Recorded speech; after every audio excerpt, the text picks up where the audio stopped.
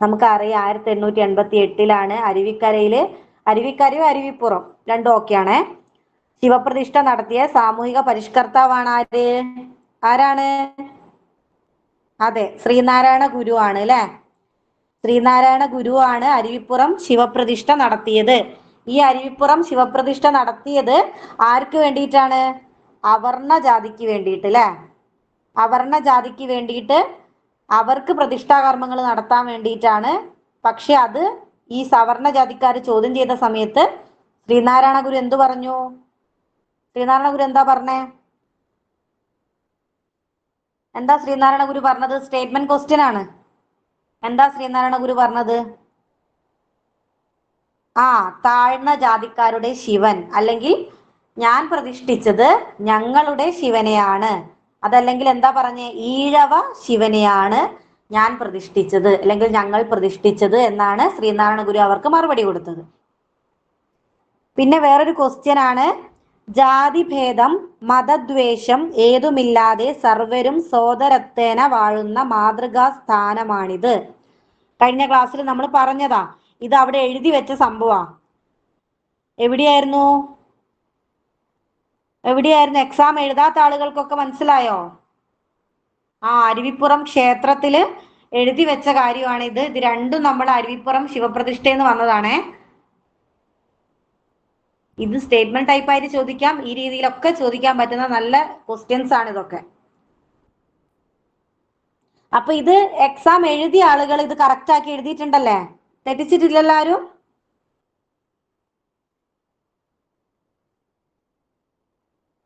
Okay. അപ്പൊ വേറൊരു question, ഈ ക്വസ്റ്റ്യൻ നമ്മൾ എടുത്തിട്ടില്ല. വാദിക്കാനും ജയിക്കാനുമല്ല, അറിയാനും അറിയിക്കാനുമാണ് എന്ന പ്രഖ്യാപനത്തോടെ ആലുവയിൽ സർവമത സമ്മേളനം വിളിച്ചുകൂട്ടിയ സാമൂഹിക പരിഷ്കർത്താവ് ആരായിരുന്നു?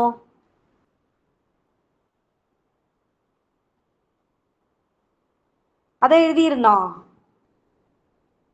അതെ, ശ്രീനാരായണ ഗുരു ആണ് അല്ലെ. ആലുവയിലെ സർവമത സമ്മേളനത്തിൽ പറഞ്ഞതാണ്, വാദിക്കാനും ജയിക്കാനുമല്ല, അറിയാനും അറിയിക്കാനുമാണ് ഇങ്ങനൊരു സമ്മേളനം നടത്തുന്നത് എന്ന്. അപ്പൊ നമ്മുടെ ഉദ്ഘാടനം തന്നെ നല്ല രീതിയിൽ കഴിഞ്ഞു. 3 ക്വസ്റ്റ്യൻസ് നമ്മുടെ കേരള നവോത്ഥാനത്തിൽ നിന്ന് നമ്മൾ എടുത്ത പാർട്ടിൽ നിന്നും, കുറച്ച് നേരത്തെ ആയിരുന്നെങ്കിൽ നമുക്ക് ഒരുപാട് സ്കോർ ചെയ്യാൻ പറ്റിയേനെ. പക്ഷെ നിങ്ങൾ എല്ലാവരും സ്കോർ ചെയ്തിട്ടുണ്ടാവും. കേരള നവോത്ഥാനമൊക്കെ നിങ്ങൾ എന്തായാലും എഴുതിയിട്ടുണ്ടാവും എന്ന് എനിക്കറിയാം. പക്ഷെ നമ്മൾ എടുത്ത ഭാഗത്ത് നിന്ന് വന്നതുകൊണ്ട് നല്ല സന്തോഷമുണ്ട്. നിങ്ങൾക്കും ഉണ്ട് എന്ന് വിശ്വസിക്കുന്നു കേട്ടോ. അപ്പൊ ഇനി നമ്മൾ പറയാൻ പോകുന്നത് ശ്രീനാരായണ ഗുരുവായിട്ട് ബന്ധപ്പെട്ട മറ്റ് സംഭവങ്ങളാണ്. അപ്പൊ നമ്മൾ കഴിഞ്ഞ ക്ലാസ്സിൽ ശ്രീനാരായണ ഗുരുവായിട്ട് ബന്ധപ്പെട്ട സംഭവങ്ങൾ പറഞ്ഞു. അരുവിപ്പുറം ശിവപ്രതിഷ്ഠയാണ് പ്രധാനമായിട്ട് നമ്മൾ പറഞ്ഞത്. പിന്നെ SNDP യോഗം, ഇത് രണ്ടുമായിരുന്നു ശ്രീനാരായണ ഗുരുവായിട്ട് ബന്ധപ്പെട്ട സംഭവം പറഞ്ഞത്. ഇനി അതല്ലാതെ ഉള്ള സംഭവങ്ങളെ കുറിച്ചാണ് നമ്മൾ പറയുന്നത്. അപ്പൊ ഈ പറയുന്ന കാര്യങ്ങള് ഇമ്പോർട്ടന്റ് ആണോ എന്ന് ചോദിച്ചാല് നമുക്ക് എന്താ പറയാ, ആണെന്നും അല്ല എന്നും പറയേണ്ടി വരും. കാരണം ഇതിന്റെ വർഷം ഇമ്പോർട്ടന്റ് ആണ്. അതുപോലെ തന്നെ ഈ സാധനങ്ങളൊക്കെ ചിലപ്പം സ്റ്റേറ്റ്മെന്റ് ടൈപ്പ് ക്വസ്റ്റ്യൻസ് ആയിട്ട് വരും. ഞാനിത് നിങ്ങളോട് ഇങ്ങനെ എടുത്തെടുത്ത് പറയുന്നത്, ഇപ്പം PSCയുടെ ട്രെൻഡ് ആണല്ലോ സ്റ്റേറ്റ്മെന്റ് ടൈപ്പ് ക്വസ്റ്റ്യൻസ്. ഇപ്പൊ കുറെ ശരിയുത്തരങ്ങൾ തന്നിട്ട് അതിലൊരു തെറ്റുത്തരങ്ങൾ തന്നിട്ട് ഇതിൽ ഏതാ ശരി ഏതാ തെറ്റ് എന്നൊക്കെ ചോദിക്കുന്ന ടൈപ്പ് ക്വസ്റ്റ്യൻസ്. അപ്പൊ അതൊക്കെ വരുന്നത് ഈ ഒരു ഭാഗത്ത് നിന്നാണ്. അപ്പൊ അതിൽ നമ്മൾ പറയുന്നത് ശിവഗിരിയാണ്. ഈ ശിവഗിരി മഠം സ്ഥാപിച്ചത് 1904 ശിവഗിരി മഠം സ്ഥാപിച്ചത് 1904. ഞാൻ ആദ്യം ജസ്റ്റ് പറഞ്ഞു പോകും. രണ്ടാമത്തെ തവണ ഞാൻ പറയുന്ന സമയത്ത് നിങ്ങൾ വീഡിയോ മ്യൂട്ട് ചെയ്ത് എൻ്റെ കൂടെ പറയുക. എന്നിട്ട് എന്ത് ചെയ്യുക, ഇതിന് നിങ്ങൾ ഓക്കെ ആണെങ്കിൽ അതിന്റെ സിമ്പൽ ഇടുക, ഓക്കെ അല്ലെങ്കിൽ അതിന്റെ സിമ്പൽ ഇടുക കേട്ടോ. ഓക്കെ, ഈ ഭാഗം എടുത്തു കഴിഞ്ഞിട്ട് നിങ്ങൾക്ക് എന്താണോ തോന്നുന്നത് ആ സിമ്പലാണ് നിങ്ങൾ ഇടേണ്ടത് കേട്ടോ. അല്ലാതെ നമ്മൾ എല്ലാവരും വീഡിയോ അൺമ്യൂട്ട് ചെയ്ത് സംസാരിക്കുമ്പോൾ ഡിസ്റ്റർബൻസ് ആവും. അതുകൊണ്ടാണ് ഈ ഒരു രീതിയിൽ പറയുന്നത്. അപ്പം ശിവഗിരി മഠം സ്ഥാപിച്ചത് 1904. ഈ വർക്കല കുന്നിനാണ് ശിവഗിരി എന്ന പേര് ഗുരു ഇട്ടത്. വർക്കല കുന്നിനാണ് ശിവഗിരി എന്ന പേര് ഗുരു ഇട്ടത്. അത് നമുക്ക് സ്റ്റേറ്റ്മെന്റ് ടൈപ്പ് ക്വസ്റ്റ്യൻസ് ആയിട്ട് ചോദിക്കാം. വർക്കലക്കുന്നിനാണ് ഗുരു ശിവഗിരി എന്ന പേരിട്ടത്. പിന്നെ ഇവിടെ ശാരദാ പ്രതിഷ്ഠ നടത്തിയത് 1912 ശാരദ പ്രതിഷ്ഠ നടത്തിയത് 1912 ഇനി അടുത്തത് ഇമ്പോർട്ടന്റ് ആണ്. ശിവഗിരിയിലെ ക്ഷേത്രം നിർമ്മിച്ചിട്ടുള്ള ആകൃതി എന്ന് പറയുന്നത് അഷ്ടഭുജാകൃതിയാണ്. അത് ചോദിക്കാൻ ചാൻസ് ഉണ്ട്. എവിടെയോ ചോദിച്ചിട്ടുണ്ട്. അഷ്ടഭുജാകൃതിയിൽ നിർമ്മിച്ചിട്ടുള്ള ക്ഷേത്രം ശിവഗിരിയിലാണ്. ശിവഗിരിയിലെ ക്ഷേത്രം അഷ്ടഭുജാകൃതിയിലാണ്. പിന്നെ ഈ ക്ഷേത്രത്തിലെ പ്രതിഷ്ഠ എന്ന് പറയുന്നത് വെളുത്ത നിറമുള്ള താമരയിലിരിക്കുന്ന സരസ്വതിയാണ്. വെളുത്ത നിറമുള്ള താമരയിലിരിക്കുന്ന സരസ്വതിയാണ്. പിന്നെ ഇവിടുത്തെ പ്രത്യേകത എന്ന് വെച്ചാൽ ഇവിടെ നിവേദ്യം, അഭിഷേകം ഒന്നുമില്ല. അതാണ് പ്രത്യേകത. നമ്മുടെ സാധാരണ അമ്പലത്തിൽ കണ്ടുവരുന്നത് പോലെ നിവേദ്യവും അഭിഷേകം കാര്യങ്ങളൊന്നും ഇവിടെയുള്ള അമ്പലത്തിൽ ഇല്ല, ശിവഗിരി മഠത്തിൽ ഇല്ല. ഇനി ഇവിടത്തെ പ്രതിഷ്ഠാ സ്ഥാപന കമ്മിറ്റിയുടെ അധ്യക്ഷൻ ശ്രദ്ധിച്ചോ, പ്രതിഷ്ഠാ സ്ഥാപന കമ്മിറ്റിയുടെ അധ്യക്ഷൻ ആരാണ്? ഡോക്ടർ പൽപ്പു ആണ്. നമ്മുടെ SNDPയുടെ ഉപാധ്യക്ഷനായിട്ടുള്ള പൽപ്പു. SNDPയുടെ ഉപാധ്യക്ഷനായിട്ടുള്ള പൽപ്പു ഇവിടെ നമ്മുടെ ശാരദാ മഠത്തിലെ പ്രതിഷ്ഠാ സ്ഥാപന കമ്മിറ്റിയുടെ അധ്യക്ഷനാണ് കേട്ടോ. പിന്നെ സെക്രട്ടറി ആരാണ്? കുമാരനാശാനാണ്. നമ്മുടെ SNDPയുടെ ആദ്യത്തെ സെക്രട്ടറി അല്ലെ? നമ്മുടെ SNDPയുടെ ആദ്യത്തെ സെക്രട്ടറി തന്നെയാണ് ഇവിടുത്തെ പ്രതിഷ്ഠാ സ്ഥാപന കമ്മിറ്റിയുടെ സെക്രട്ടറി. മറക്കരുത്, ഓർത്തു വെക്കുക. നമുക്ക് നേരത്തെ അറിയാവുന്ന 2 പേരുകൾ. പിന്നെ ശ്രീനാരായണ ഗുരു 1912 ശിവഗിരിയില് ശാരദാ പ്രതിഷ്ഠയോടനുബന്ധിച്ച് രചിച്ച ഒരു കൃതിയാണ് ജനനി നവമഞ്ജരി. ഇതൊക്കെ നമ്മുടെ സ്റ്റേറ്റ്മെന്റ് ടൈപ്പ് ക്വസ്റ്റ്യൻസിന് വരാൻ പറ്റുന്ന മോഡൽ ക്വസ്റ്റ്യൻസ് ആണ്. ശ്രദ്ധിക്കുക. ശ്രീനാരായണ ഗുരു 1912 ശിവഗിരിയിൽ ശാരദാ പ്രതിഷ്ഠയോടനുബന്ധിച്ചിട്ട് എന്ത് ചെയ്തു? രചിച്ച കൃതിയാണ് ജനനി നവരത്ന മഞ്ജരി. ഇതേപോലെ നമ്മുടെ ശ്രീനാരായണ ഗുരു എവിടെയായിരുന്നു? അരുവിപ്പുറം ശിവപ്രതിഷ്ഠയോടനുബന്ധിച്ചിട്ട് ഒരു കൃതി രചിച്ചില്ലേ? ആ കൃതി ഏതായിരുന്നു? പറഞ്ഞേ, വേഗം പറഞ്ഞേ, ടൈപ്പ് ചെയ്തേ. അരുവിപ്പുറം ശിവപ്രതിഷ്ഠയോട് അനുബന്ധിച്ച് തെറ്റി. നവമഞ്ജരി എന്ന് പറയുന്നത് എന്തായിരുന്നു? അതെ, നവമഞ്ജരി എന്ന് പറയുന്നത് ചട്ടമ്പി സ്വാമികൾക്ക് സമർപ്പിച്ച കൃതിയാണ് കേട്ടോ. നവമഞ്ജരി മാറിപ്പോവല്ലേ. നവമഞ്ജരി ചട്ടമ്പി സ്വാമികൾക്ക് വേണ്ടി സമർപ്പിച്ച കൃതി ശിവശതകമാണ് കേട്ടോ. അതായത് നമുക്ക് ഓർക്കാൻ ഒരു ഇതുമില്ല, ഒരു പ്രശ്നവും ഇല്ല. എന്താണ്? അരുവിപ്പുറം ശിവപ്രതിഷ്ഠയോടനുബന്ധിച്ചിട്ട് എന്ത് ചെയ്തു? ശിവശതകം എന്ന് പറയുന്ന കൃതിയാണ് ആരെഴുതിയത്? സ്ക്രീൻ ഷെയർ ചെയ്യാം. കൃതിയാണ് ആര് ചെയ്തത്? ശ്രീനാരായണ ഗുരു ചെയ്തത്. സ്ക്രീൻ കാണുന്നില്ലേ നിങ്ങൾക്ക്? സ്ക്രീൻ കാണുന്നില്ലേ? ഞാൻ ഇതിപ്പോ നിങ്ങളുടെ റിയാക്ഷൻ കാണാൻ വേണ്ടിയിട്ടാണ് തിരിച്ചിടുന്നത്.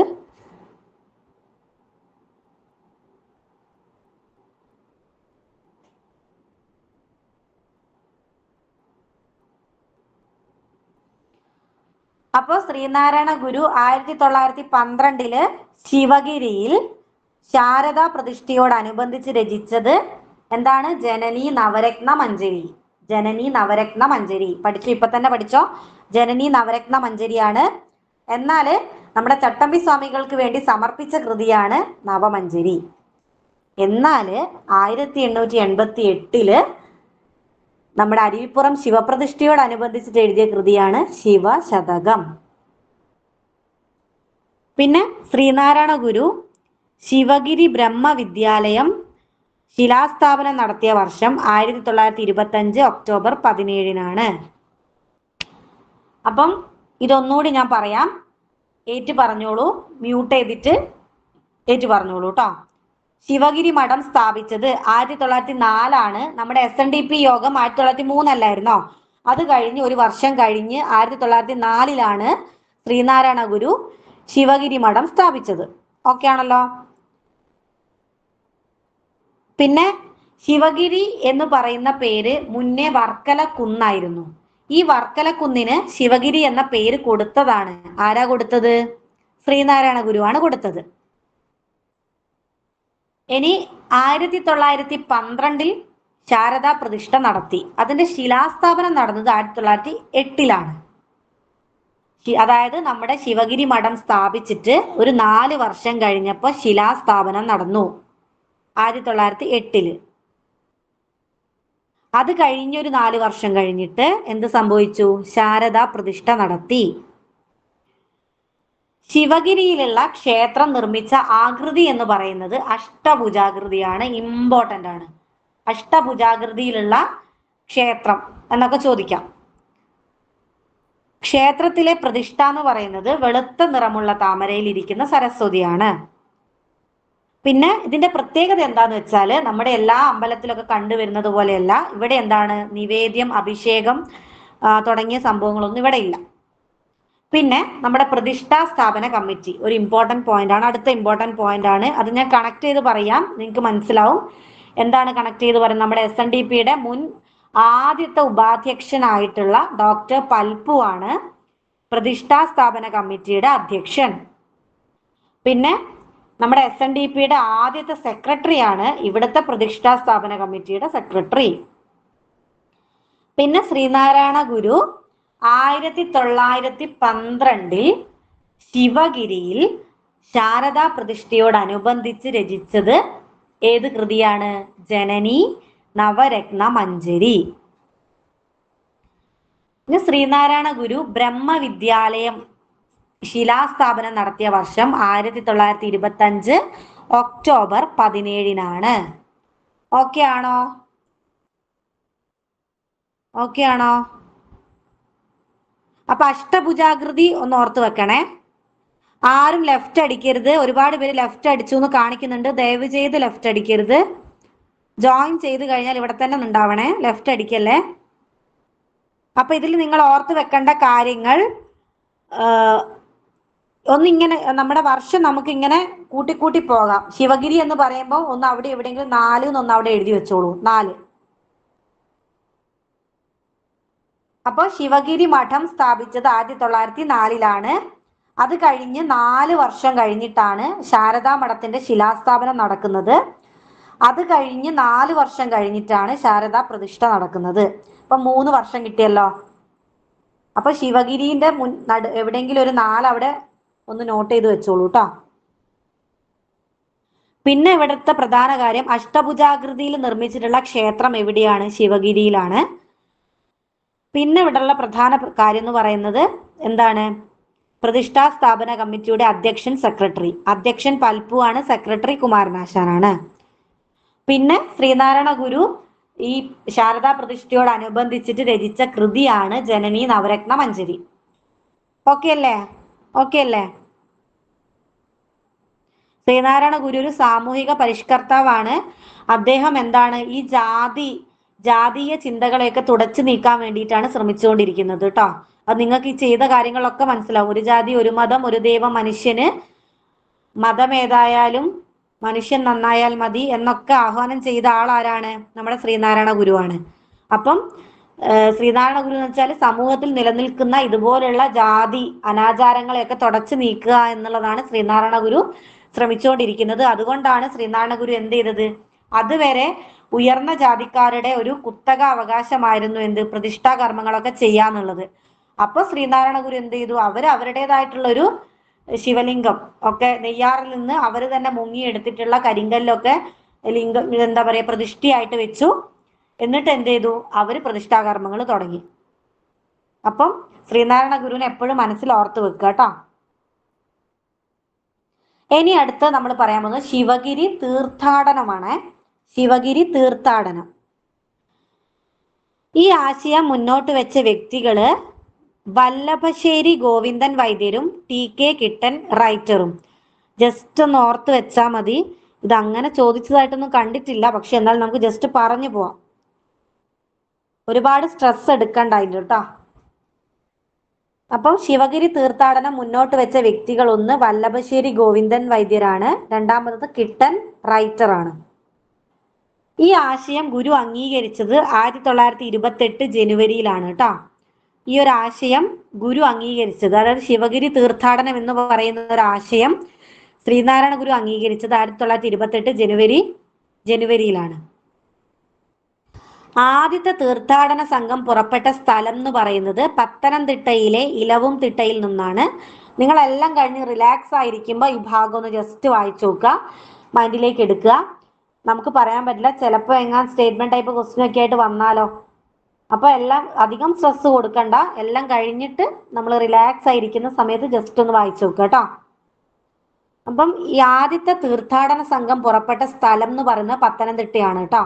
പത്തനംതിട്ട ജില്ലയാണ്. അവിടെയുള്ള ഇലവും തിട്ടയിൽ നിന്നാണ്. ഇപ്പൊ രണ്ടും ഒരു തിട്ട ആണെന്ന് ഓർത്തോളുക. പത്തനംതിട്ട ജില്ലയിലെ ഇലവും തിട്ടയിൽ നിന്നാണ്.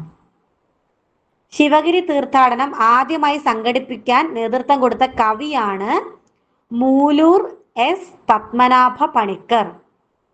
അപ്പൊ ശിവഗിരി തീർത്ഥാടനം ആദ്യമായിട്ട് സംഘടിപ്പിക്കാൻ നേതൃത്വം കൊടുത്ത കവിയാണ് മൂലൂർ എസ് പത്മനാഭ പണിക്കർ. ഇനി നമ്മുടെ ശ്രീനാരായണ ഗുരു തീർത്ഥാടകർക്ക് വേണ്ടിയിട്ട് നിഷ്കർഷിച്ചിരിക്കുന്ന വസ്ത്രങ്ങളുടെ നിറം എന്ന് പറയുന്നത് മഞ്ഞയാണ്. അതായത് മഞ്ഞ വസ്ത്രമിട്ട ആളുകളാണ് എന്ത് ചെയ്യേണ്ടത്, ഈ തീർത്ഥാടനത്തിന് വരേണ്ടത്.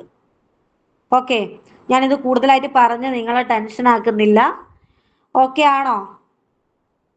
റിലാക്സ് ആയിരിക്കുന്ന സമയത്ത് എന്ത് ചെയ്യുക, കാണുക. ദയവ് ചെയ്ത് ആരും ലെഫ്റ്റ് ആയിട്ട് പോവരുത്. ലെഫ്റ്റ് ആയിട്ട് പോയാല് നിങ്ങൾക്ക് തന്നെയാണ് അത് ബുദ്ധിമുട്ടാവുക കേട്ടോ. അപ്പം ആ ശിവഗിരി തീർത്ഥാടനത്തില് തീർത്ഥാടകർക്ക് വേണ്ടിയിട്ട് ശ്രീനാരായണ ഗുരു നിർദ്ദേശിച്ച വസ്ത്രത്തിന്റെ നിറം എന്ന് പറയുന്നത് മഞ്ഞയാണ്.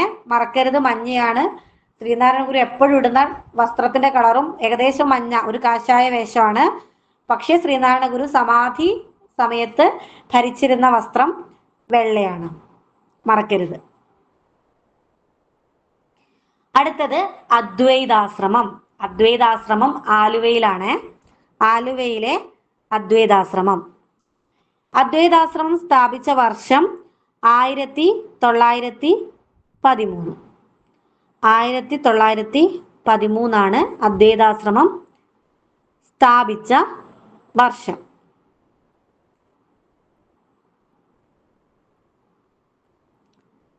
ഇതിന്റെ പ്രമാണവാക്യം എന്ന് പറയുന്നത് ഓം സാഹോദര്യം സർവത്ര.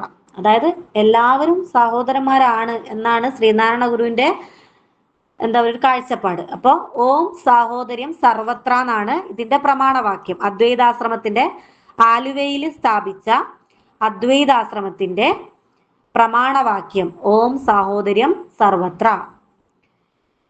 അപ്പം ഇതെന്തല്ല, ഈ ഒരു അദ്വൈതാശ്രമം ഒരു പ്രത്യേക ദേവനും സമർപ്പിക്കപ്പെട്ട ഒന്നല്ല. ഓക്കെ, ഒരു പ്രത്യേക ദേവനും അല്ല ഇത് സമർപ്പിക്കപ്പെട്ടിട്ടുള്ളത്. പിന്നെ അതുപോലെ തന്നെ നമ്മൾ എപ്പോഴും പറയുന്ന ഒരു ജാതി, ഒരു മതം, ഒരു ദൈവം, മനുഷ്യന് എന്ന സന്ദേശം ഗുരു നൽകിയത് ഈ അദ്വൈതാശ്രമത്തിൽ നിന്നാണ്, ആലുവയിലെ അദ്വൈതാശ്രമത്തിൽ നിന്നാണ്. ഇപ്പൊ നമുക്കറിയാം ശ്രീനാരായണ ഗുരുവിന്റെ വചനങ്ങളാണ് എന്ത്, ഒരു ജാതി, ഒരു മതം, ഒരു ദൈവം, മനുഷ്യന്. അത് എവിടെ നിന്നാണ് ശ്രീനാരായണ ഗുരു നൽകിയത്? ആലുവയിലെ അദ്വൈതാശ്രമത്തിൽ നിന്നാണ്. ഇനി ഈ അദ്വൈതാശ്രമം സ്ഥിതി ചെയ്യുന്ന നദീ തീരമാണ് പെരിയാർ.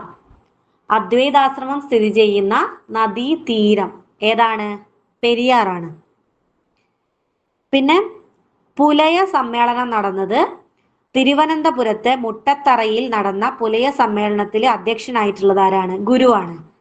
അതായത് തിരുവനന്തപുരത്തെ മുട്ടത്തറയിലാണ് പുലയ സമ്മേളനം നടന്നിട്ടുള്ളത്.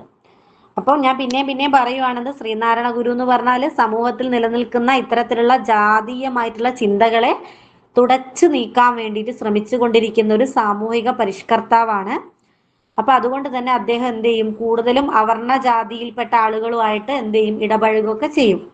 അപ്പം അദ്ദേഹം ഒരു പുലയ സമ്മേളനം നടത്തി. ആ പുലയ സമ്മേളനം നടത്തിയത് തിരുവനന്തപുരത്തെ മുട്ടത്തറയിൽ വെച്ചാണ്. അതിൽ അധ്യക്ഷനായിട്ടുള്ളത് ആരാണ്? നമ്മുടെ ഗുരുവാണ്. ഇനി ഇദ്ദേഹം പുലയ വിദ്യാർത്ഥികളെ മാത്രം ഉൾപ്പെടുത്തിക്കൊണ്ട് ഒരു അന്നദാനം നടത്തി. അതിന് നമ്മൾ പറയുന്ന പേരാണ് മിശ്ര ഭോജനം. 1915 കേട്ടോ. 1915 മിശ്ര ഭോജനം നടത്തിയത്, പുലയ വിദ്യാർത്ഥികളെ മാത്രം ഉൾപ്പെടുത്തിക്കൊണ്ട്. അപ്പൊ ഒന്നുകൂടി പറയാം, അൺമ്യൂട്ട് ചെയ്യാ, കൂടെ പറയാ കേട്ടോ. അദ്വൈതാശ്രമം, ആലുവയിലെ അദ്വൈതാശ്രമം സ്ഥാപിച്ച വർഷം 1913. ഇതിന്റെ പ്രമാണവാക്യം എന്ന് പറയുന്നത് ഓം സാഹോദര്യം സർവത്ര. പിന്നെ ഇത് എന്തിനു വേണ്ടിയിട്ടുള്ളതല്ല, ഇതിലിവിടെ പ്രത്യേകിച്ച് ദൈവങ്ങളോ കാര്യങ്ങളോ ഒന്നുമില്ല. ഒരു ദൈവനും സമർപ്പിക്കപ്പെട്ടതല്ല ഈ ആശ്രമം എന്ന് പറയുന്നത്. പിന്നെ പ്രധാനപ്പെട്ട ഒന്നാണ് ഒരു ജാതി ഒരു മതം ഒരു ദൈവം മനുഷ്യന്. ഈ സന്ദേശം നമുക്ക് എല്ലാവർക്കും അറിയുന്ന ഗുരുവിന്റെ മഹത് വചനമാണ്. ഈ വചനം അല്ലെങ്കിൽ ഈ സന്ദേശം ഗുരു നൽകിയത് ആലുവയിലെ അദ്വൈതാശ്രമത്തിൽ വെച്ചാണ് കേട്ടോ. ഇനി അദ്വൈതാശ്രമം സ്ഥിതി ചെയ്യുന്ന നദീ തീരം എന്ന് പറയുന്നത് ഏതാണ്? പെരിയാറാണ്. ഇനി പുലയ സമ്മേളനത്തിൽ അധ്യക്ഷനായിട്ടുള്ളത് നമ്മുടെ ഗുരുവാണ്. ഈ പുലയ സമ്മേളനം നടന്നത് തിരുവനന്തപുരത്തെ മുട്ടത്തറയിൽ വെച്ചാണ്. ഇനി പുലയ വിദ്യാർത്ഥികളെ മാത്രം ഉൾപ്പെടുത്തിക്കൊണ്ട് ഇദ്ദേഹം നടത്തിയിട്ടുള്ള ഒരു അന്നദാനമാണ് മിശ്ര ഭോജനം എന്ന് പറയുന്നത്. 1915 അപ്പം അദ്വൈതാശ്രമം 1913 2 വർഷം കഴിഞ്ഞിട്ടാണ് നമ്മുടെ ആര് വരുന്നത്? മിശ്ര ഭോജനം വരുന്നത്. ഓക്കെ. ഇനി അടുത്തത് സമസ്ത കേരള സഹോദര സമ്മേളനം. സമസ്ത കേരള സഹോദര സമ്മേളനം അത് 1921 മെയ് 15 ഇതേ സെയിം മന്ത് ആൻഡ് ഡേറ്റ് നമ്മുടെ SNDP യോഗത്തില് ഉള്ള അതേ മന്തും ഡേറ്റും ആണല്ലോ അല്ലേ? 1903 മെയ് 15 SNDP. 1903 മെയ് 15 SNDP യോഗം സ്ഥാപിച്ചത്. ഓക്കെ. അപ്പൊ ആ മെയ് 15 ഓർത്തോടുക. നമ്മുടെ സമസ്ത കേരള സഹോദര സമ്മേളനം 1921 മെയ് 15. അപ്പൊ മെയ് 15 രണ്ടെണ്ണം കിട്ടിയില്ലേ? SNDP കിട്ടി, സമസ്ത കേരള സഹോദര സമ്മേളനവും കിട്ടി. അത് 1903 ആണെങ്കിൽ ഇത് 1921. അത് 1903, ഇത് 1921. രണ്ടും മെയ് 15. അപ്പൊ നമ്മുടെ ശ്രീനാരായണ ഗുരുവിന് അങ്ങനെ കുറച്ച് കാര്യങ്ങളൊക്കെ ഉണ്ട്. അതായത് ശ്രീനാരായണ ഗുരുവിന്റെ ജയന്തിയും സമാധിയും ഒരേ ഡേറ്റാണ് വരുന്നത്. 20 ഓഗസ്റ്റ് 20 സെപ്റ്റംബർ 20. അപ്പൊ അതേപോലെ SNDP യോഗം സ്ഥാപിതമായത് മെയ് 15 1903. സമസ്ത കേരള സഹോദര സമ്മേളനം നടന്നത് മെയ് 15 1921. അപ്പൊ ഇത് നടന്ന സ്ഥലം എന്ന് പറയുന്നത് അദ്വൈത ആശ്രമത്തിൽ വെച്ചിട്ടാണ്. സമ്മേളനത്തിൽ വായിച്ച സന്ദേശം എന്ന് പറയുന്നത് മിശ്രഭോജനം സംബന്ധിച്ച് ഗുരുദേവൻ നേരത്തെ നൽകിയ സന്ദേശമാണ് വായിച്ചത്. ഇവിടെ പ്രധാന ആശയം, അതായത് സമസ്ത കേരള സഹോദര സമ്മേളനത്തിലെ പ്രധാന ആശയം മനുഷ്യരുടെ മതം, വേഷം, ഭാഷ എന്നിവ എങ്ങനെയായിരുന്നാലും അവരുടെ ജാതി ഒന്നായതുകൊണ്ട് അന്യോന്യം വിവാഹവും പന്തി ഭോജനവും ചെയ്യുന്നതിന് യാതൊരു ദോഷവുമില്ല.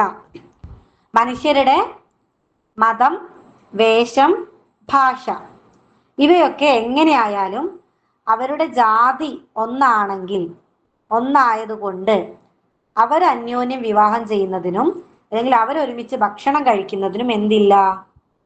ഒരു ദോഷവുമില്ല. അതായത് നമ്മുടെ ശ്രീനാരായണ ഗുരു പറഞ്ഞിട്ടുണ്ട്, എന്ത്? മതമേതായാലും മനുഷ്യൻ നന്നായാൽ മതി. മനുഷ്യനാണ് ജാതി, മനുഷ്യജാതിയാണ്, എല്ലാവരും മനുഷ്യജാതിയാണ്. അപ്പൊ എല്ലാവരും മനുഷ്യജാതി ആയതുകൊണ്ട് അവരുടെ ജാതി ഒന്നാണ്. അതുകൊണ്ട് അവർക്ക് എന്ത് ചെയ്യാം? ഏത് മതത്തിൽപ്പെട്ടവരായാലും ഏത് ജാതിയിൽപ്പെട്ടവർക്കായാലും എന്ത് ചെയ്യാം? വിവാഹം കഴിക്കാം, ഒരുമിച്ച് ഭക്ഷണം കഴിക്കാം. അതിന് വലിയ ദോഷമൊന്നുമില്ല എന്നാണ് ഗുരു പറയുന്നത്. അപ്പൊ ഇതാണ് നമ്മുടെ സമസ്ത കേരള സഹോദര സമ്മേളനം. അപ്പം പ്രധാനമായിട്ട് വർഷം, സ്ഥലം, പിന്നെ എന്ത് ചെയ്യുക, പ്രധാന ആശയം എന്താന്നുള്ളതൊന്ന് നോക്കി വെക്കുക. സ്റ്റേറ്റ്മെന്റ് ടൈപ്പ് ക്വസ്റ്റ്യൻ വരും, അതുകൊണ്ടാണ് പിന്നെയും പറയുന്നത്. അപ്പൊ 1921 മെയ് 15 വർഷം സമസ്ത കേരള സഹോദര സമ്മേളനം. 1921 മെയ് 15. സ്ഥലം അദ്വൈതാശ്രമം.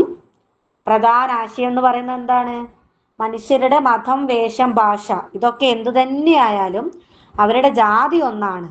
അപ്പൊ നമുക്ക് എന്ത് ചെയ്യാം? അവർക്ക് പരസ്പരം വിവാഹം കഴിക്കാം, പന്തി ഭോജനവും ചെയ്യാം. അതിൽ എന്തില്ല? ദോഷമില്ല. ഓക്കെ ആണോ? അടുത്തത് സർവമത സമ്മേളനം.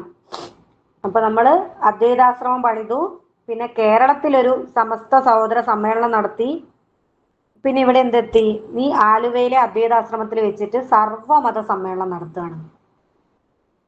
1924 1924 ഇതാ നമ്മളെ PYQ, നമ്മുടെ 10th പ്രിലിംസിന് വന്ന ക്വസ്റ്റ്യൻ അല്ലേ? സർവമത സമ്മേളനത്തിന്റെ ലക്ഷ്യം വാദിക്കുകയും ജയിക്കുകയുമായിരുന്നില്ല, അറിയുകയും അറിയിക്കുകയുമായിരുന്നു. ഇതാണ് നമ്മുടെ 10th പ്രിലിംസിന് വന്നത്. അപ്പൊ ഇതാ ഞാൻ പറയുന്നത്, ഇതിന്റെ ഇങ്ങനെയുള്ള ഉള്ളിൽ നിന്നൊക്കെയുള്ള ക്വസ്റ്റ്യൻസ് ഒക്കെ ആയിരിക്കും ചോദിക്കാം. ഡയറക്റ്റ് ചോദിക്കാതെ ഈ രീതിയിൽ ചോദിക്കാം. ചിലപ്പോ എങ്ങനെ ചോദിക്കാം?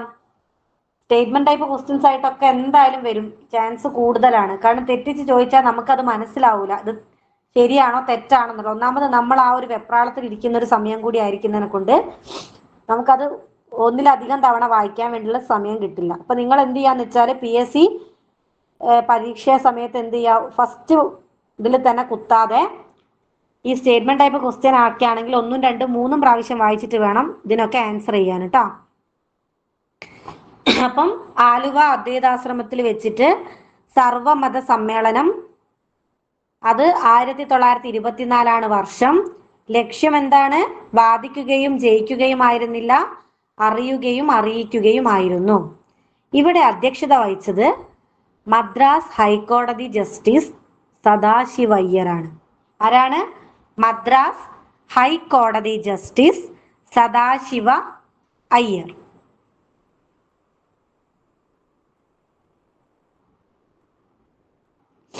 പിന്നെ നമുക്കറിയാം ഗുരു ലോകത്തിന് നൽകിയ സന്ദേശം എന്താണ്? ഒരു ജാതി, ഒരു മതം, ഒരു ദൈവം മനുഷ്യന്. എല്ലാവർക്കും ഒരു ജാതി മതി, ഒരു മതം മതി, ഒരു ദൈവം മതി. ഒരുപാട് ദൈവങ്ങളോ ജാതിയോ മതമോ ഒന്നും വേണ്ടെന്നാണ് ശ്രീനാരായണ ഗുരു നമുക്ക് തന്നിട്ടുള്ള സന്ദേശം.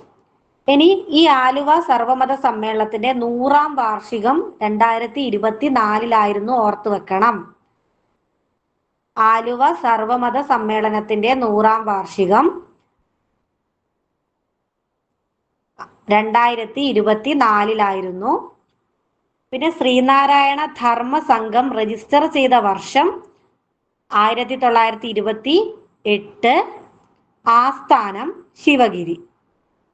ശ്രീനാരായണ ധർമ്മ സംഘം രജിസ്റ്റർ ചെയ്ത വർഷം ഇതാ. സർവമത സമ്മേളനം നടന്നത് 1924 4 വർഷം കൂട്ടി 1928 രജിസ്റ്റർ ചെയ്ത വർഷം.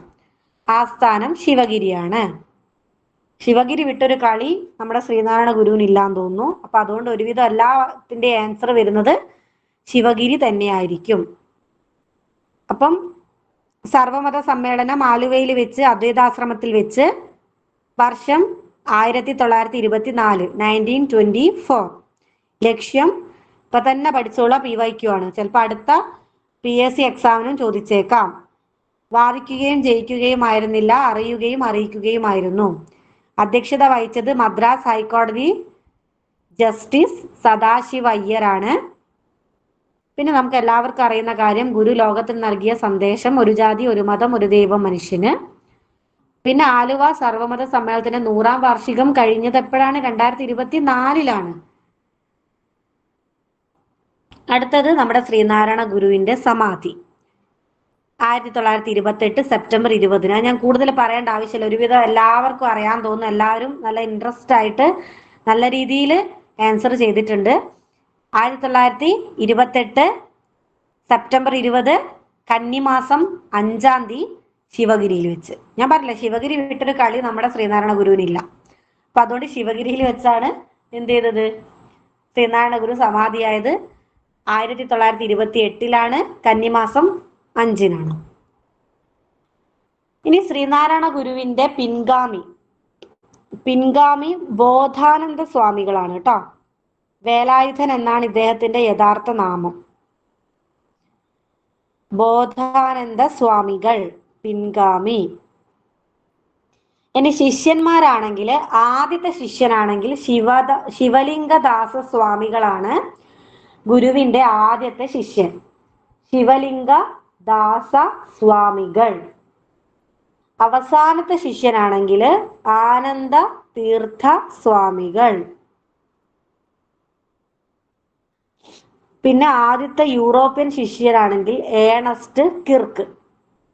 അപ്പൊ പിൻഗാമി ബോധാനന്ദ സ്വാമികളാണ്. ബോധാനന്ദ സ്വാമികളാണ് പിൻഗാമി. പിന്നെ ശിഷ്യന്മാരിൽ ആദ്യത്തെ ശിഷ്യൻ ശിവലിംഗദാസ സ്വാമികൾ. അപ്പൊ നമ്മൾ എന്താ ആലോചിക്കുക? അരുവിപ്പുറത്തെ ശിവപ്രതിഷ്ഠയും ശിവലിംഗത്തിനൊക്കെ ഒന്ന് ആലോചിച്ചിട്ട് എന്ത് ചെയ്യുക? ആദ്യത്തെ ശിഷ്യൻ ആരാണ്? ശിവലിംഗദാസ സ്വാമികളാണ് എന്ന് ഓർക്കുക. അവസാനത്തെ ശിഷ്യൻ എന്താണ്? ആനന്ദ തീർത്ഥ സ്വാമികളാണ്. അപ്പൊ അവസാനത്തെ ശിഷ്യൻ എന്ന് പറയുമ്പോൾ നമ്മൾ എന്താ ആലോചിക്കുക? നമ്മുടെ ഗുരു നമ്മളോട് എന്താണ് പറഞ്ഞേക്കുന്നത്?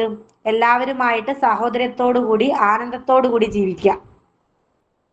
ആനന്ദത്തോടു കൂടി ജീവിക്കുക. അപ്പൊ എന്താണ്? ആനന്ദ തീർത്ഥ സ്വാമികൾ. പിന്നെ ആദ്യത്തെ യൂറോപ്യൻ ശിഷ്യനാണ് ഏണസ്റ്റ് കിർക്ക്. അപ്പൊ പിൻഗാമി, ആദ്യ ശിഷ്യൻ, അവസാന ശിഷ്യൻ, പിന്നെ ആദ്യ യൂറോപ്യൻ ശിഷ്യൻ. ഓക്കെ ആണോ? ഓക്കെ ആണോ? അവസാനത്തെ പിൻഗാമി ശിഷ്യന്മാര്.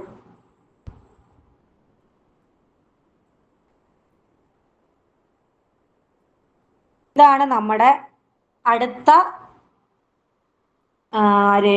നവോത്ഥാന നായകൻ വൈകുണ്ഠ സ്വാമികൾ.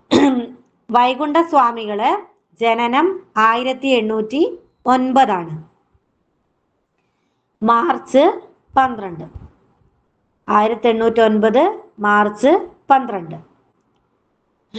സ്ഥലം എന്ന് പറയുന്നത് സ്വാമിത്തോപ്പാണ്, നാഗർകോവിലാണ്. സ്ഥലം സ്വാമിത്തോപ്പ്, നാഗർകോവിൽ. ഇദ്ദേഹത്തിന്റെ മരണം 1851 ജൂൺ 3 1851 ജൂൺ 3. ഇനി ഇദ്ദേഹത്തിന്റെ പിതാവ് പൊന്നുനാടാർ, മാതാവ് വെയിലാളമ്മ, ഭാര്യ തിരുമാളമ്മാൾ. പക്ഷെ വൈകുണ്ഠസ്വാമികളുടെ അമ്മേനെ അച്ഛനും ചോദിച്ചതായിട്ട് കണ്ടിട്ടില്ല. പക്ഷെ നമുക്ക് പഠിച്ചു വെക്കുന്നത് നല്ലതാണ്. കാരണം PSC എപ്പം വേണമെങ്കിലും മാറാൻ അറിയാം. അപ്പം ജനനം മ്യൂട്ട് ചെയ്ത് വെച്ച് പറഞ്ഞോളൂ. ജനനം 1809 മാർച്ച് 12. സ്ഥലം സ്വാമിത്തോപ്പാണ്. വൈകുണ്ഠ സ്വാമികളല്ലേ? വൈകുണ്ഠ സ്വാമികളാണ്. അപ്പൊ അതുകൊണ്ട് സ്വാമി തോപ്പ്, സ്വാമിത്തോപ്പാണ്, നാഗർകോവിൽ. ഇനി മരണം 1851 ജൂൺ 3.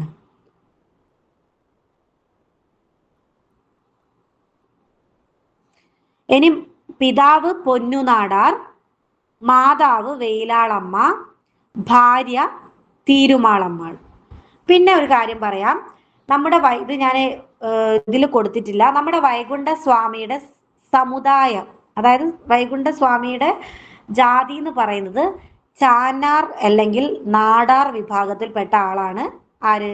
നമ്മുടെ വൈകുണ്ഠ സ്വാമി. അപ്പം നമ്മുടെ പിന്നോക്ക സമുദായത്തിലെ ആദ്യത്തെ സാമൂഹിക പരിഷ്കർത്താവാണ് ആര്? വൈകുണ്ഠ സ്വാമികൾ. ഓക്കെ ആണോ? അപ്പൊ സ്വാമികൾ ആരാണ്? പിന്നോക്ക സമുദായത്തിലെ ആദ്യത്തെ സാമൂഹിക പരിഷ്കർത്താവാണ്.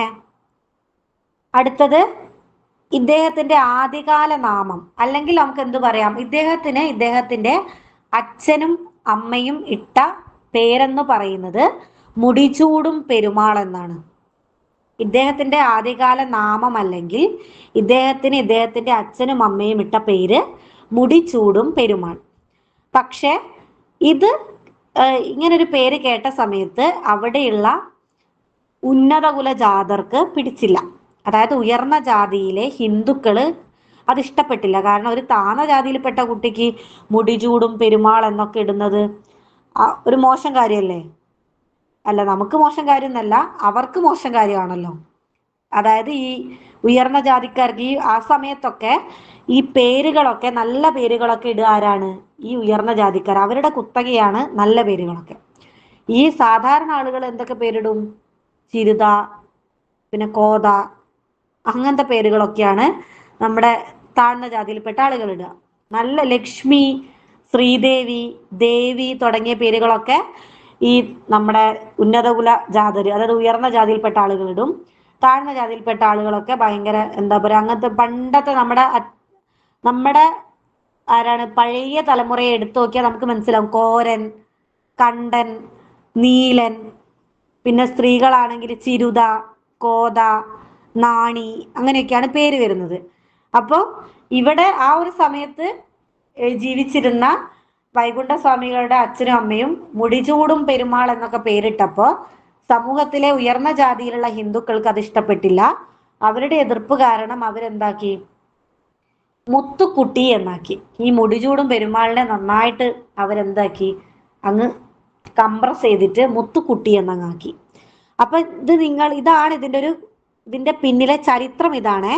ചിലപ്പം നിങ്ങൾക്ക് എങ്ങനെ ചോദ്യം വരും?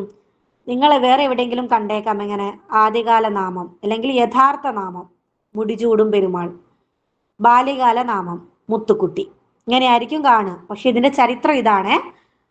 ആദ്യകാല നാമം മുടിചൂടും പെരുമാളാണ്. ഉയർന്ന ജാതിയിലെ ഹിന്ദുക്കളുടെ എതിർപ്പ് കാരണമാണ് മുത്തുക്കുട്ടി എന്നാക്കിയത്. പിന്നെ ഇദ്ദേഹം എന്ത് ചെയ്തു? സ്വയം പ്രഖ്യാപിച്ചത് ഞാനാണ് വിഷ്ണുവിന്റെ അവതാരം, ഞാനാണ് വിഷ്ണുവിന്റെ അവതാരം എന്ന് സ്വയം പ്രഖ്യാപിച്ചത് വൈകുണ്ഠസ്വാമികളാണ്. പിന്നെ അദ്ദേഹത്തിന്റെ മറ്റു പേരുകളാണ് സാമൂഹ്യ വിപ്ലവകാരി, സമ്പൂർണദേവൻ, അയ്യ വൈകുണ്ഠർ. ഓക്കെ ആണോ? ഇമ്പോർട്ടന്റ് ആണ്. ഇതിപ്പോ പറഞ്ഞതൊക്കെ ഇമ്പോർട്ടന്റ് ആണ്. ഇദ്ദേഹം സ്ഥാപിച്ചതാണ് സമത്വ സമാജം. സമത്വ സമാജം കേരളത്തിലെ ആദ്യത്തെ സാമൂഹ്യ പരിഷ്കരണ പ്രസ്ഥാനമാണ് സമത്വ സമാജം. ഓർത്തു വെച്ചോ. സമത്വ സമാജം മറ്റേ ഇതില്ലേ, ചേരുംപടി ചേർക്കുക, മാച്ച് ദ ഫോളോയിങ് ഒക്കെ ആയിട്ട് ചോദിക്കും. സമത്വ സമാജം നമ്മുടെ ശ്രീനാരായണ ഗുരു ആണെങ്കിൽ SNDP, വൈകുണ്ഠസ്വാമികളാണെങ്കിൽ സമത്വ സമാജം. അപ്പോൾ ഇത് 1836 ശുചീന്ദ്രം എന്ന് പറയുന്ന സ്ഥലത്ത് വെച്ചാണ് ഈ ഒരു പ്രസ്ഥാനം സ്ഥാപിച്ചത്. ആദ്യത്തെ സാമൂഹ്യ പരിഷ്കരണ പ്രസ്ഥാനമാണ്. ഓർത്തു വെച്ചോ. ആദ്യത്തെ സാമൂഹ്യ പരിഷ്കരണ പ്രസ്ഥാനമാണ്. ഇനി ഇദ്ദേഹമാണ് കേരളത്തിലെ ആദ്യത്തെ സാമൂഹ്യ പരിഷ്കർത്താവ്. പിന്നെ മേൽമുണ്ട് സമരത്തില് പ്രചോദനം നൽകിയ നവോത്ഥാന നായകന്മാരിൽ ഒരാൾ, അല്ലെങ്കിൽ നവോത്ഥാന നായകനാണ് ആര്? വൈകുണ്ഠ സ്വാമികൾ. അപ്പൊ അത് എന്തുകൊണ്ടാണെന്നുള്ളതിന് ഞാൻ നിങ്ങൾക്ക് നേരത്തെ ഒരു ഹിന്റ് തന്നിട്ടുണ്ടായിരുന്നു. നിങ്ങൾ പറഞ്ഞ എന്തുകൊണ്ടാണ് മേൽമുണ്ട് സമരത്തിന് പ്രചോദനം നൽകിയ നവോത്ഥാന നായകനാണ് നമ്മുടെ വൈകുണ്ഠസ്വാമി? എന്തുകൊണ്ടായിരിക്കും?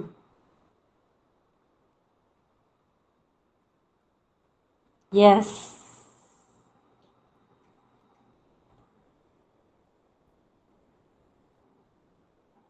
അതെ, ഞാൻ നേരത്തെ പറഞ്ഞു. ഇദ്ദേഹത്തിന്റെ സമുദായം എന്ന് പറയുന്നത് ചാനാർ, നാടാർ എന്നൊക്കെ പറയുന്ന വിഭാഗത്തിൽപ്പെട്ട ആളാണ് ആര്? നമ്മുടെ വൈകുണ്ഠസ്വാമികൾ.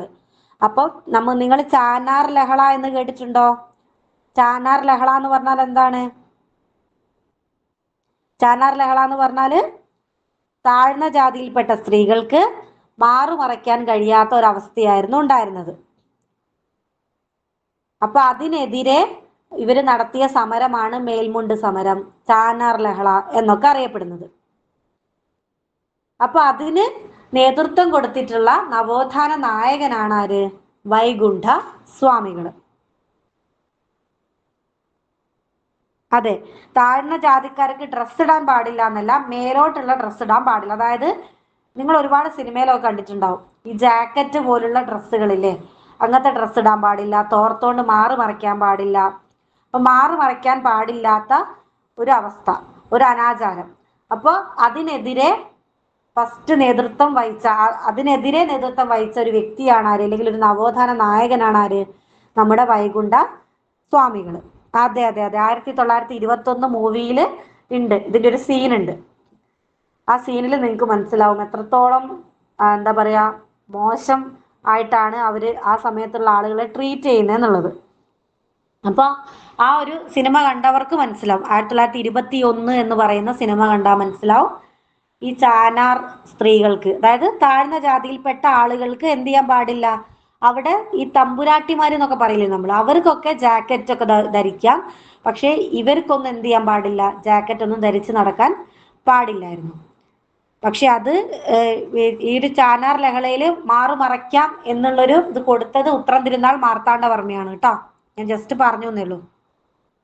1859 തോന്നുന്നു ഉത്രം തിരുനാൾ മാർത്താണ്ഡവർമ്മയാണ് ചാനാർ ലഹളയ്ക്ക് ഒരു ഉത്തരം കൊടുത്തത്. ഓർത്തു വെച്ചോളൂ, ഇതൊക്കെ ചോദിക്കേണ്ട ക്വസ്റ്റ്യൻസ് ആയിരിക്കും, PSC ചോദിക്കുന്ന ചോദ്യങ്ങളാണ്. ചാനാർ ലഹളയ്ക്ക് ഉത്രം തിരുനാൾ മാർത്താണ്ഡവർമ്മയാണ് ഒരു തീർപ്പ് കൽപ്പിച്ചത് കേട്ടോ. പിന്നെ മുന്തിരി കിണർ, സ്വാമി കിണർ എന്ന് പറയുന്ന കിണർ സ്ഥാപിച്ചതും നമ്മുടെ വൈകുണ്ഠ സ്വാമികളാണ്.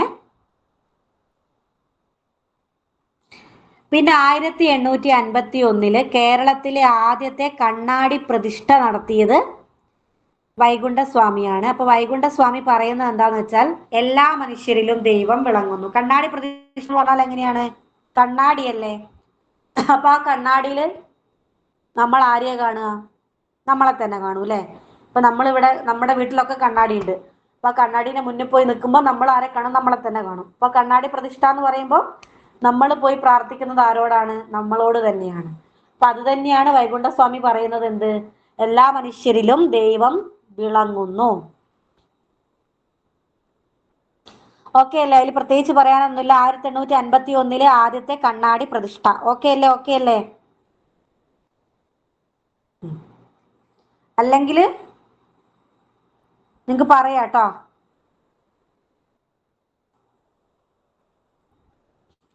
ഇനി ഇദ്ദേഹത്തിന്റെ പ്രധാന കൃതികളാണ്, ഇത് ഇമ്പോർട്ടന്റ് ആണ്, ചിലപ്പം ചോദിക്കും, ചേരുംപടി ചേർക്കാൻ ചോദിക്കും. പിന്നെ അതല്ലാതെ തന്നെ ഓപ്ഷൻ തന്നിട്ട് ചോദിക്കും. അതല്ലെങ്കിൽ വൈകുണ്ഠസ്വാമികളുടെ കുറെ ഓപ്ഷൻസ് തന്നിട്ട് അതിൽ ഏതാണ് വൈകുണ്ഠസ്വാമികളുടെ കൃതി എന്നുള്ളത് എടുത്തെഴുതാനും പറയും. അതല്ലെങ്കിൽ ഒറ്റപ്പെട്ടത് കണ്ടെത്താനും പറയും. പല രീതിയിൽ PSCക്ക് ക്വസ്റ്റ്യൻ ചോദിക്കാം. അപ്പം അഖില തിരുട്ടുണ്ട്, അരുൾനൂലുണ്ട്, ഉച്ചിപ്പതിപ്പുണ്ട്, അമ്മാനെ അരുളുണ്ട്.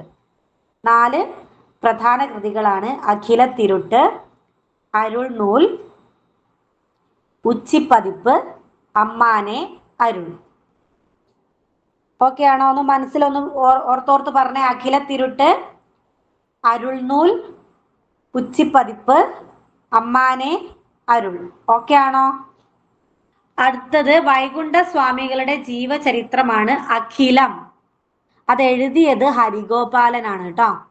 വൈകുണ്ഠസ്വാമികളുടെ ജീവചരിത്രം അഖിലം ആണ്, എഴുതിയത് ഹരിഗോപാലൻ.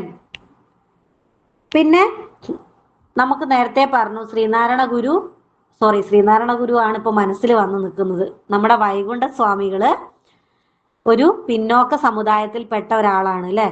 അപ്പൊ വൈകുണ്ഠസ്വാമികൾ ചെയ്തൊരു കാര്യമാണ് എന്ത്, 1833 ശുചീന്ദ്രം ക്ഷേത്രത്തിൽ കയറി എന്ത് ചെയ്തു, അതങ്ങ് ആ ഒരു ക്ഷേത്രം അശുദ്ധമാക്കി. അതായത് നിങ്ങൾക്കൊക്കെ അറിയുണ്ടാവും, പണ്ട് കാലത്ത് എല്ലാവർക്കും ഒരുപോലെ എന്ത് ചെയ്യാൻ പാടില്ലായിരുന്നു, ക്ഷേത്രത്തിൽ കയറാനോ പ്രാർത്ഥിക്കാനോ ഉള്ള അനുമതിയൊന്നും ഇല്ലായിരുന്നു.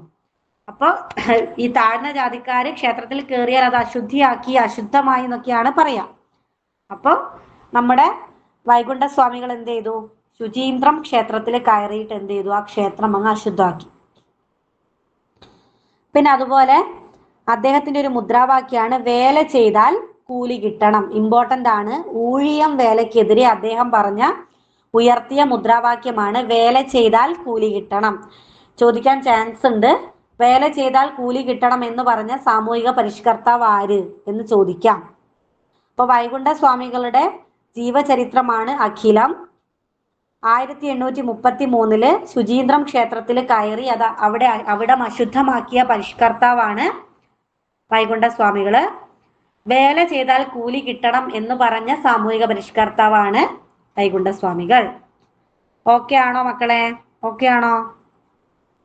ലെഫ്റ്റ് അടിച്ച് പോവല്ലേ, ഒരുപാട് പേര് ലെഫ്റ്റ് അടിക്കുന്നുണ്ട്, ലെഫ്റ്റ് അടിക്കരുത്.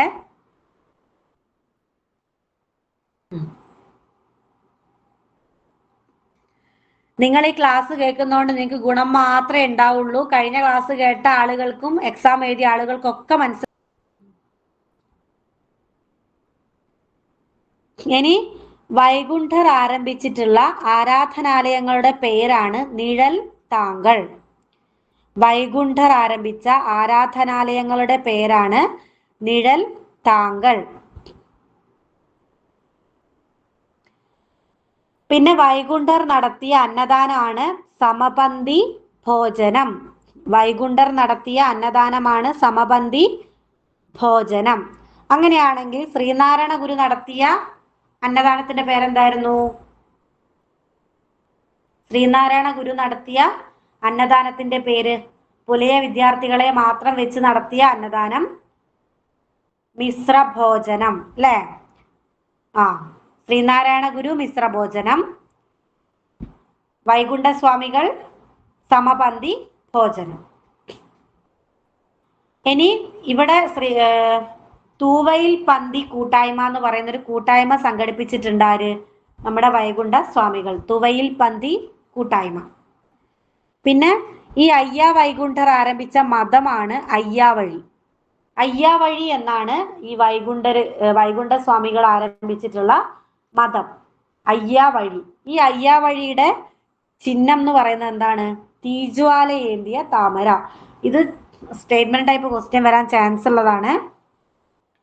ഇപ്പൊ വൈകുണ്ഠർ ആരംഭിച്ച ആരാധനാലയങ്ങൾ നിഴൽ താങ്കൾ, വൈകുണ്ഠർ നടത്തിയ അന്നദാനം സമപന്തി ഭോജനം, പിന്നെ തൂവയിൽ പന്തി കൂട്ടായ്മ, പിന്നെ അയ്യാ വൈകുണ്ഠർ ആരംഭിച്ച മതം അയ്യാവഴി, അയ്യാവഴികളുടെ ചിഹ്നം തീജ്വാലയേന്തിയ താമര. ഓക്കെ ആണോ?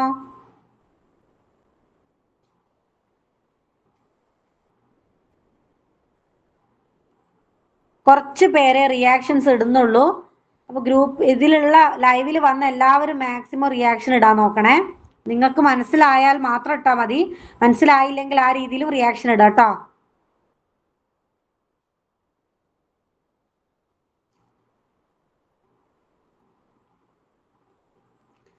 ഇനി നമ്മുടെ ശ്രീനാരായണ ഗുരു ഒക്കെ പറഞ്ഞതുപോലെ വൈകുണ്ഠ സ്വാമികൾ പറഞ്ഞ പ്രസ്താവനകള്: ഒന്ന്, ഒരു ജാതി, ഒരു മതം, ഒരു ദൈവം, ഒരു കുലം, ഒരു നീതി.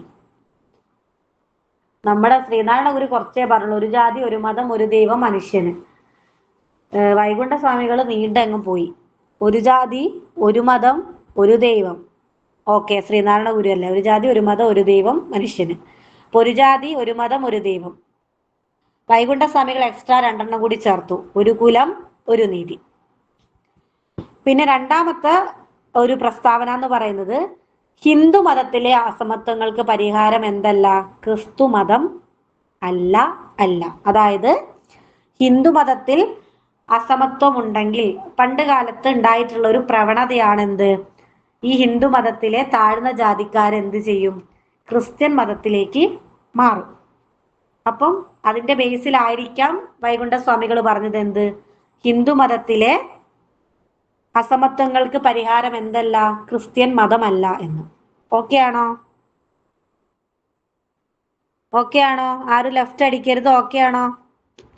അപ്പൊ 2 പ്രസ്താവന ഓർത്ത് വെക്കുക. ചിലപ്പോ ഈ പ്രസ്താവന വെച്ചിട്ട് ആരാ പറഞ്ഞെന്ന് ചോദിക്കാം, അല്ലെങ്കിൽ ഈ പ്രസ്താവന വെച്ചിപ്പോ ഒരു ജാതി, ഒരു മതം, ഒരു ദൈവം, ഒരു കുലം, ഒരു നീതി എന്ന് പറഞ്ഞത് ശ്രീനാരായണ ഗുരു ആണ്.